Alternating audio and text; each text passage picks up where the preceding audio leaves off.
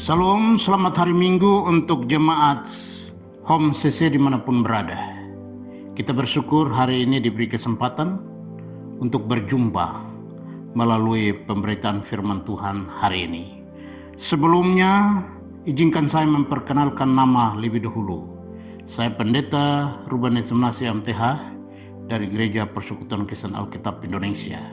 Terima kasih untuk pengurus yang memberi kesempatan untuk saya melayani firman Tuhan di Jemaat Home CC ini. Sebelum kita membaca dan merenungkan firman Tuhan pada hari ini, marilah kita berdoa lebih dahulu. Kita berdoa. Ya Bapa yang pengasih dan penyayang, Bapa yang kami kenal dalam Yesus Kristus Tuhan dan Juru Selamat kami sungguh mengucap syukur memiliki Allah seperti Engkau, Tuhan yang tidak berbuat kepada kami setimpal dengan dosa-dosa kami. Tuhan yang tetap setia menolong, memberkati kami melewati lembah kehidupan. Sekalipun kami tidak setia, Engkau Tuhan yang tetap setia. Terlebih firman Tuhan menjadi penuntun, pelita bagi kaki kami dan terang bagi jalan hidup kami. Kami mengagungkan Engkau ya Bapa di sorga, dan saat ini kami akan membaca merenungkan firman-Mu. Jadikan hati kami masing-masing menjadi tanah yang subur, agar benih firman Tuhan yang kami baca renungkan pada hari ini boleh termater dalam hati kami, menjadi firman yang hidup, selanjutnya bertumbuh, berakar dan berbuah. Hamba-Mu yang Tuhan pakai untuk menjadi saluran berkat bagi jemaat-Mu, pakai bibir mulut ini, agar setiap perkataan yang keluar boleh menjadi berkat bagi setiap jemaat yang mendengarkannya. Dalam nama Yesus Kristus, firman Allah yang hidup, kami berdoa kepada Bapa di sorga. Amin.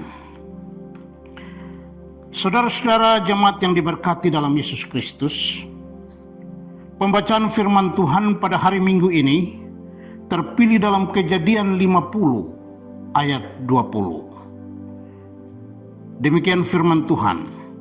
Memang kamu telah mereka-rekakan yang jahat terhadap aku, tetapi Allah telah mereka-rekakannya untuk kebaikan, dengan maksud melakukan seperti yang terjadi sekarang ini, yakni memelihara hidup suatu bangsa yang besar. Hari ini kita akan mengupas satu tema berdasarkan Kejadian 50 ayat 20, yaitu mengubah tindakan jahat menjadi berkat. Mengubah tindakan jahat menjadi berkat. Konteks Kejadian 50 ayat 15 sampai 21 ini berbicara tentang kehidupan Yakub dan keluarganya. Yusuf adalah anak kesayangan Yakub dan dia telah diangkat menjadi gubernur di Mesir. Setelah Yakub meninggal, saudara-saudaranya merasa bahwa Yusuf akan membalas dendam kepada mereka karena mereka telah berbohong kepadanya dan menjualnya sebagai budak. Mereka berpikir bahwa Yusuf akan balas dendam karena mereka telah berbuat jahat kepadanya. Saudara-saudara yang diberkati Yesus Kristus, perasaan takut saudara-saudara Yusuf sangatlah manusiawi. Mengingat kecenderungan manusia ketika diperlakukan tidak adil, ketika disakiti oleh orang lain, adalah balas dendam. Balas dendam dianggap sebagai satu cara untuk memulihkan harga diri dan rasa adil. Balas dendam menjadi satu cara di mana orang itu merasa dirinya patut dihormati dan dihargai dan diperhitungkan oleh orang banyak. Itu sebabnya kecenderungan manusia ketika disakiti, dikhianati, lalu dibuat tidak adil, bagaimanapun dia akan merasa untuk balas dendam.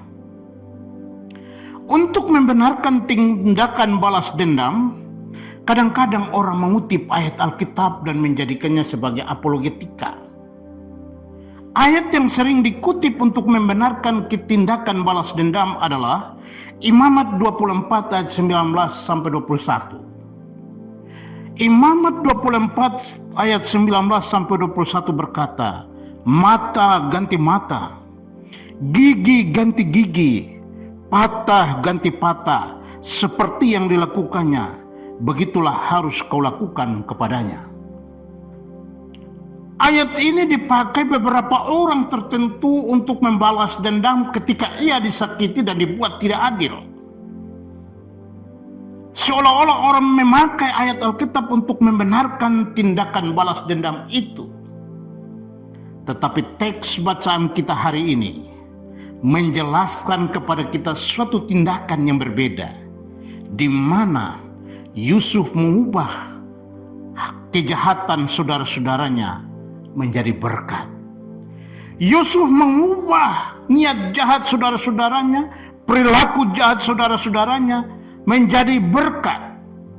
Dalam bacaan kita tadi mengatakan bahwa memang kamu telah mereka-rekakan yang jahat terhadap aku, tetapi Allah telah mereka-rekanya untuk kebaikan, dengan maksud melakukan seperti yang terjadi sekarang ini, yakni memelihara hidup suatu bangsa yang besar.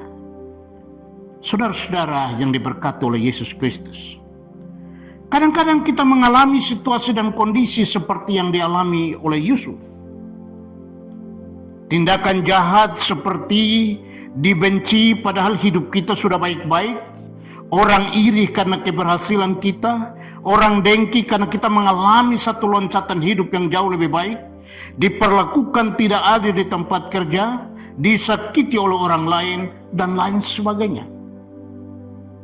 Tetapi panggilan kita sebagai orang percaya, kita dipanggil untuk mengubah tindakan jahat menjadi berkat.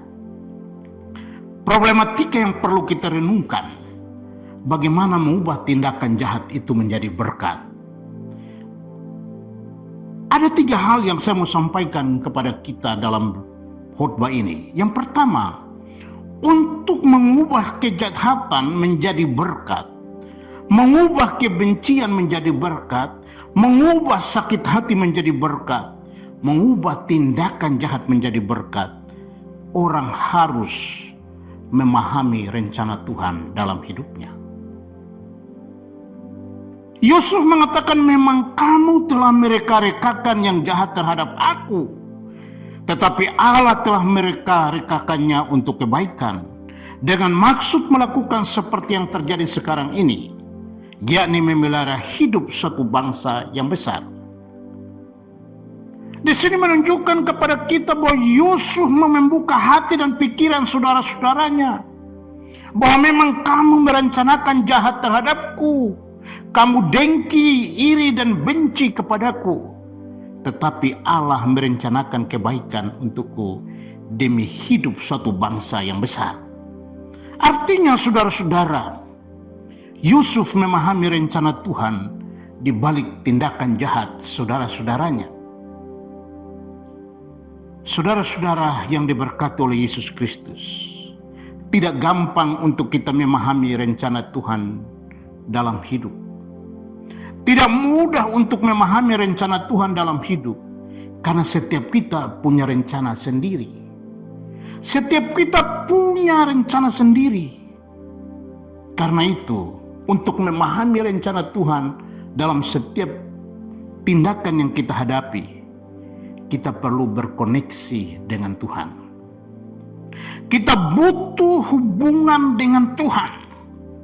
Karena hubungan dengan Tuhan itulah yang membuat seseorang memahami rencana Tuhan di balik semua tindakan kejahatan yang terjadi dalam hidupnya. Saudara-saudara yang diberkati oleh Yesus Kristus, Yusuf hidupnya yang berliku.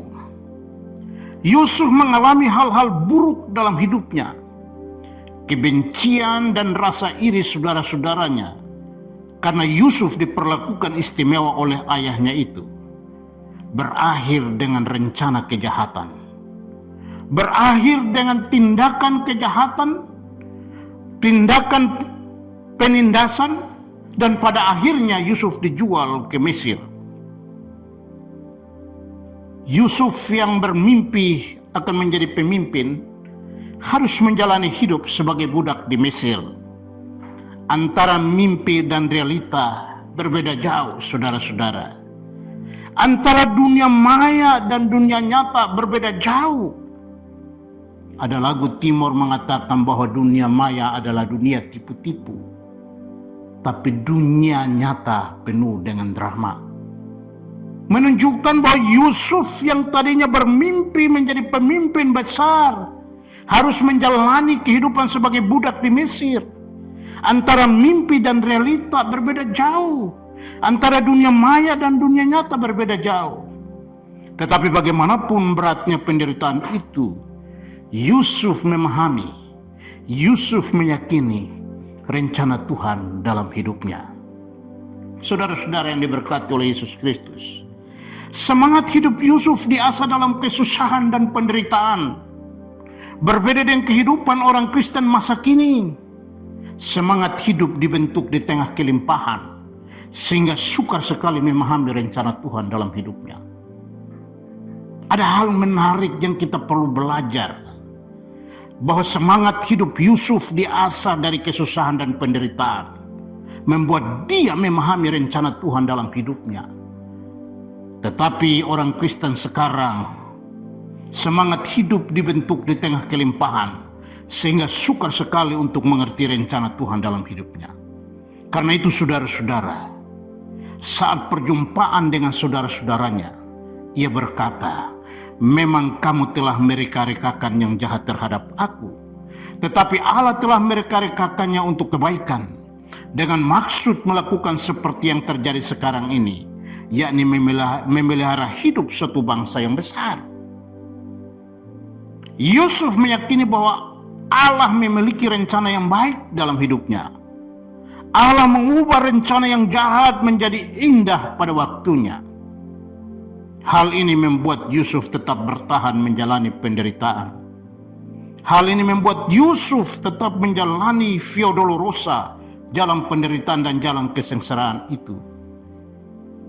Karena dia tahu ada rencana Tuhan yang indah dalam setiap proses kehidupan yang dialaminya. Saudara-saudara, jalan penderitaan tidak selalu berakhir pada kesedihan. Jalan via dolorosa tidak selalu berakhir pada kesedihan. Jalan via dolorosa, apa kita belajar dari prosesnya? Proses pasti tidak pernah mengkhianati hasil akhirnya. Yusuf belajar menjadi pemimpin yang berintegritas untuk memelihara hidup suatu bangsa yang besar. Yusuf belajar menjadi pemimpin yang berintegritas untuk memelihara hidup keluarganya dari kelaparan yang berat. Dan itulah rencana Tuhan yang indah. Saya sangat terberkati dengan satu lagu yang judulnya Indah Rencanamu Tuhan. Dalam refnya dia katakan bahwa dulu aku tak tahu, tapi sekarang aku tahu Tuhan tolong padaku. Yusuf yang menjalani jalan penderitaan itu membuat dia mencapai puncak, yaitu menjadi berkat bagi keluarganya di tengah masa-masa kelaparan. Yang kedua, saudara-saudara, untuk mengubah tindakan jahat menjadi berkat, selain mengerti rencana Tuhan, yang kedua, hidup dalam pengampunan dan kasih. Yusuf menunjukkan pengampunan dan kasih kepada saudara-saudaranya, meskipun itu sangat menyakitkan. Ia menunjukkan pengampunan dan kasih kepada saudara-saudaranya dengan tidak mengungkit-ungkit kesalahan masa lalu. Ia menunjukkan bagaimana Allah menggunakan situasi itu untuk kebaikan, sehingga dia berkata, memang engkau mereka-reka yang jahat kepadaku, tapi Tuhan mereka-rekanya untuk kebaikan, untuk kehidupan suatu bangsa yang besar. Menunjukkan kepada kita bahwa Yusuf tidak balas dendam, Yusuf tidak mengingat-ingat lagi kesalahan saudara-saudaranya. Tapi Yusuf melupakan, menunjukkan bahwa untuk mengubah tindakan jahat menjadi berkat, kita perlu hidup dalam pengampunan dan kasih. Yusuf menunjukkan bagaimana Allah mengubah situasi itu menjadi kebaikan. Kita pun harus menunjukkan pengampunan dan kasih kepada orang lain ketika mereka berbuat jahat kepada kita. Saudara-saudara, ego membuat kita tidak mampu mengampuni orang yang bersalah kepada kita. Ego membuat kita mempertahankan nilai kejahatan, nilai kebencian, nilai iri daripada melepas pengampunan. Jika kita tidak mau mengampuni orang yang bersalah kepada kita, seharusnya kita juga jangan berdoa Bapa kami.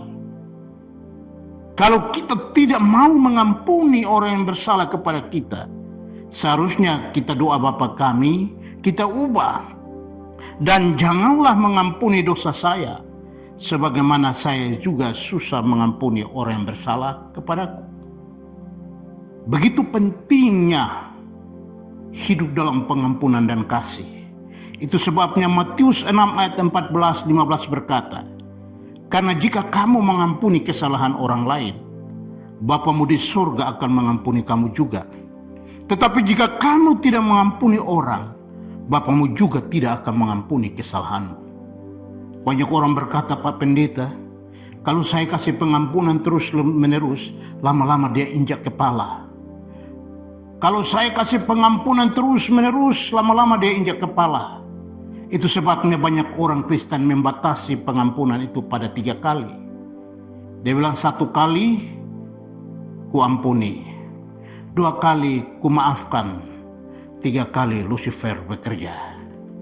Saudara-saudara yang kekasih dalam Yesus Kristus, kalau kita pakai prinsip ini, sebaiknya doa Bapa kami kita rubah. Dan janganlah ampuni kesalahan saya sebagaimana saya susah mengampuni orang yang bersalah kepada saya. Di sini bukan berarti kita bisa atau tidak bisa mengampuni orang lain, tapi bagaimana kita memahami kehendak Allah, bahwa pengampunan dan kasih itu adalah kehendak Allah bagi setiap orang percaya. Karena itu saudara-saudara, marilah lepaskan apa yang seharusnya tidak kita pegang, dan peganglah apa yang seharusnya kita pegang. Lepaskan kebencian, lepaskan pengampunan, lepaskan iri hati. Itu yang seharusnya tidak ada pada kita. Tapi banyak orang peluk kuat-kuat kebenciannya. Banyak orang peluk kuat-kuat irinya. Banyak orang peluk kuat-kuat rasa sakit hatinya. Mari lepas pengampunan dan kasih. Bukankah kita dipanggil untuk hidup dalam pengampunan? Bukankah kita dipanggil untuk mengampuni orang yang bersalah kepada kita? Bukankah kita dipanggil untuk mengampuni orang yang membenci kita? Dan itu merupakan pesan dari kita sebagai saksi-saksi Kristus. Saya terberkati juga dengan sebuah lagu, mengampuni lebih sungguh. Karena Tuhan lebih dahulu mengampuni kita, maka kita juga harus mengampuni orang yang bersalah kepada kita. Jadi bagaimana kita mengubah tindakan jahat menjadi berkat? Orang harus hidup dalam pengampunan dan kasih. Yang ketiga terakhir, bagaimana mengubah tindakan jahat menjadi berkat? Jangan membalas kejahatan dengan kejahatan, tetapi harus membalas kejahatan dengan kebaikan.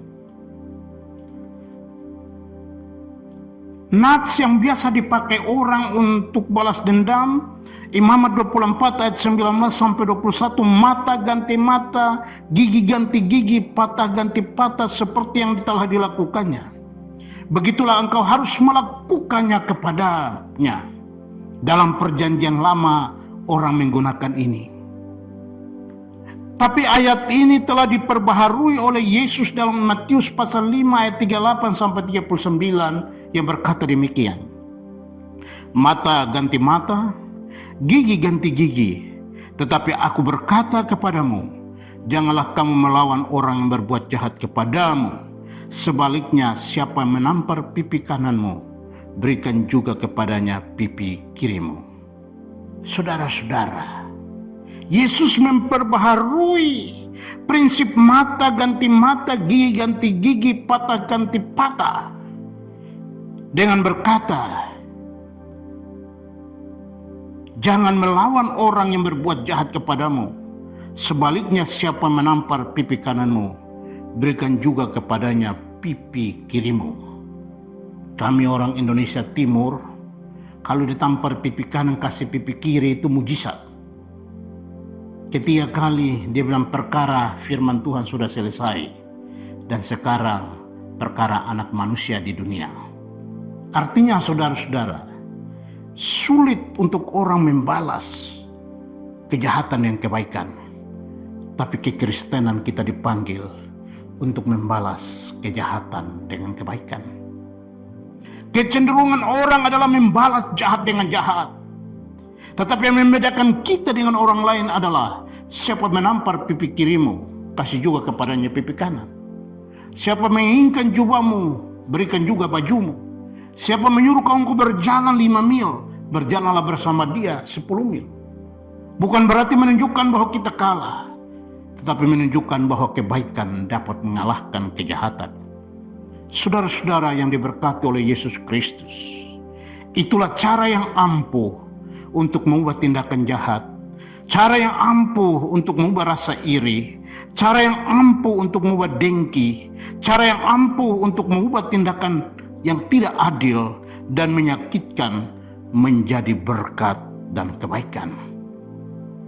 Ayat terakhir dalam khotbah ini adalah 1 Petrus 3 ayat 9 berkata, "Dan janganlah membalas kejahatan dengan kejahatan, atau caci maki dengan caci maki, tetapi sebaliknya hendaklah kamu memberkati, karena untuk itulah kamu telah dipanggil, yaitu untuk memperoleh berkat."